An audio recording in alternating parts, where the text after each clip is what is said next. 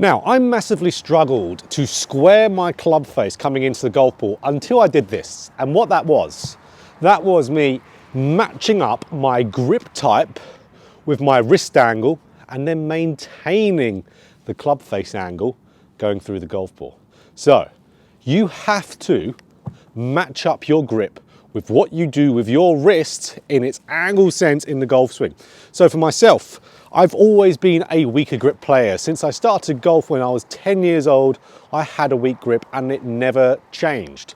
So with my weak grip, for me to make that work, I have to bow the left wrist to square it. Now, when I was struggling to be able to square this club face up, I didn't do that. I had a flat wrist. Why did I have a flat left wrist? Because that was what was taught in golf instruction in that day. You had to be one specific type.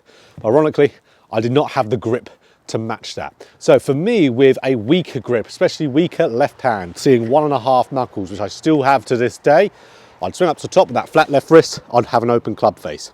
So from there, as I swing down, that club face is open to the swing arc. So if I just continue to turn through the golf shot, I was trying to practice to get more rotation at that time, the club face would always be open. I'd hit these huge blocks. So what my body had to do, and it had to do this subconsciously, it had to really work hard to square up the club. I used to have this big roll looking release that was out of necessity to square the club face. But again, what used to be taught back in the day was the roll release. So for me, highly inconsistent doing it that way until I started to play around with bowing that left wrist, getting some flexion into there, was when I started having much bigger success. So for a weaker grip like myself, I had to have that bow.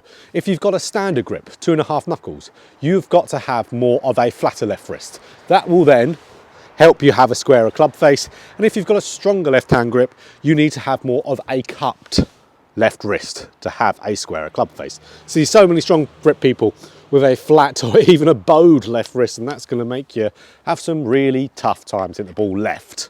So from there, when I managed to make that change, getting that bow in that left wrist, what did I do from there?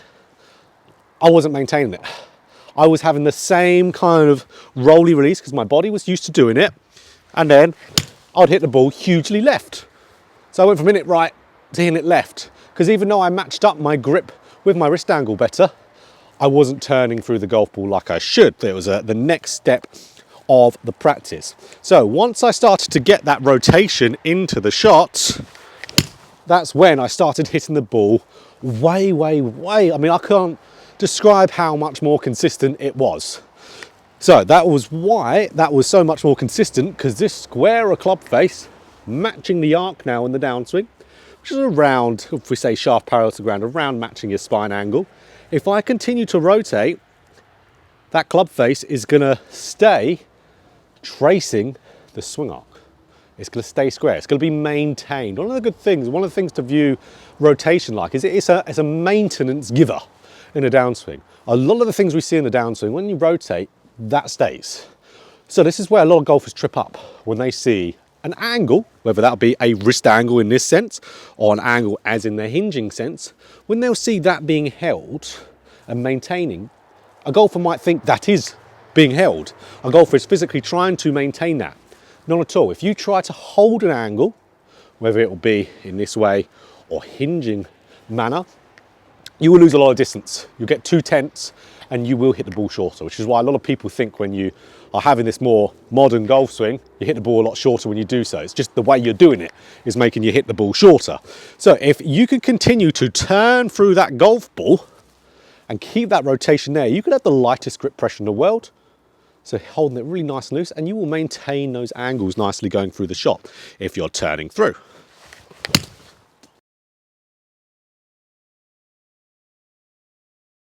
So, okay, to answer the title, what I did was I matched up my grip to my wrist angle and I started rotating better to then facilitate it. So that's how I started to square the club face up easier every time. But that's what I did. How did I go about doing that though? So like I said, I got these things, but what did I do in my practice? So this is what I did drill wise. So I straight away went into the takeaway because that's where for me, where I didn't straight away get my bow into it. For me personally, I like to get the bow in my left wrist straight away. Just makes it easier. Some players like to do it in transition. That's great, just not me. I wanted to do it straight away. So I'll do this little takeaway drill to start off with. I'll just get into my takeaway position, get into sharp parallels to the ground, and I wanted my knuckles pointing towards the ground. So that's what I'd do. I'll do that. I'll pause there and I'd swing up and then swing through. So if I could get it there early, I knew I'd keep it there throughout the swing. So only other little thing I might be doing if I had a day like we all have where we just struggle a little bit to feel it, or maintain it anyway, even though I said you will maintain this naturally when you start to turn, but in the initial stages it can be quite tough. So if anything, I'll just be feeling like those knuckles are continuing to point towards the ground in the downswing, just to maintain that little bit of there in the early stages, because everyone's very resistant to do the change they want in the early stages. Subconscious is very, very stubborn when it makes a change. So here we go again, knuckles point down, swing up, swing through, there we go. So that's how I went about getting the bow in the left wrist. Just tons and tons and tons of reps after that. That's really the secret to it. There's no thought that gets it into your golf swing straight away. It's not a thing, it's just repetitions. So from there, okay, the rotational part. So when I started doing that, like I said, I was hitting the ball left. I was hitting the ball really quite left. But that didn't worry me because I knew that I was just doing my old pattern. I had the classic Nick Faldo saying, new bits mixed with the old bits. Absolutely true. So what I started to do there, I started to sprinkle in another drill once my left wrist started to feel a little bit better. So, okay, well I did preset rotation drill. It's going to be a challenge in doing it on a cold day like today, but we'll give it a go. So I got myself into an impact position. My hips were open, my chest was open, my right side was dropped down towards my right hip. My weight was 90% on my left leg. So I got into this really nicely rotated position, and then I just swung back and sprung straight through it again. What that did, that gets my body, as we can see there, springing back through the shot very, very nicely. So again, what did I do after that? Repetitions, lots and lots and lots of repetitions. So there's no secret behind how you get some of these things into your golf swing. I think a lot of people massively underestimate the time it takes to put into it. When I was getting this into my golf swing, I was playing golf every single day. It was what I was doing full time, was just being a player. This is even before I was a professional, so a full-time amateur golfer. So 7 days a week, multiple buckets of balls every single day, still took a long time. So that's where really got to make sure that we are pulling in the reps. So of course, doing a preset rotation, great. I was doing this drill. That was the bulk of my practice. And then at the end of the practice, I'll try and blend them both in a little bit. I would do my drill with stopping in the takeaway, and I'll just try to really, really feel like I'm turning massively through. So really getting that big turn, almost feeling like my chest post-impact and my belt buckle was pointing way left, and almost trying to get the ball feeling like it's starting kind of right on my targets a little bit, just so I can get that feeling of the club face being a bit more stable, less left, of course, a little bit of an external focus target based. So here we go, same drill, that same feeling. Look how much my body's pointing out towards the left. Really big intent.